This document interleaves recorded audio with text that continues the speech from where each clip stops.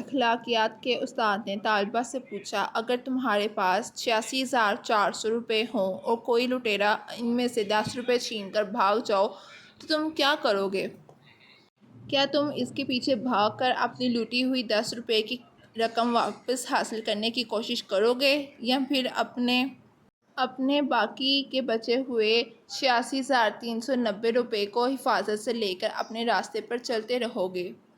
Class room میں موجود اکثریت نے کہا کہ ہم 10 روپے کی حقیر رقم کو نظر انداز کرتے ہوئے اپنے باقی پیسوں کو حفاظت سے لے کر اپنے راستے پر چلتے رہیں گے۔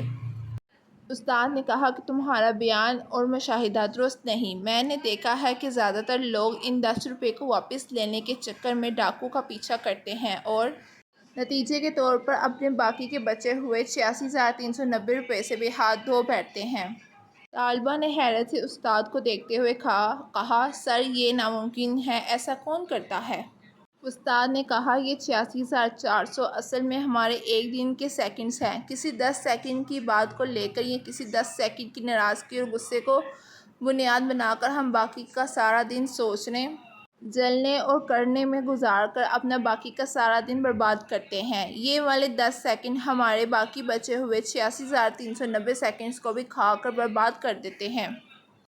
اللہ پاک ہمیں روزانہ وقت اور دنیا میں رہنے کی مہلت عطا کرتے ہیں جن پر اللہ کے ساتھ ساتھ ہمارے خاندان، بیوی بچوں، دوستوں اور بہت لوگوں کا حق ہے۔ باتوں کو نظر انداز کرنا سیکھیے۔ ایسا نہ ہو کہ آپ کا کوئی وقتی اشتعال، ناراضگی آپ سے آپ کے سارے دن کی طاقت چھین کر لے جائے۔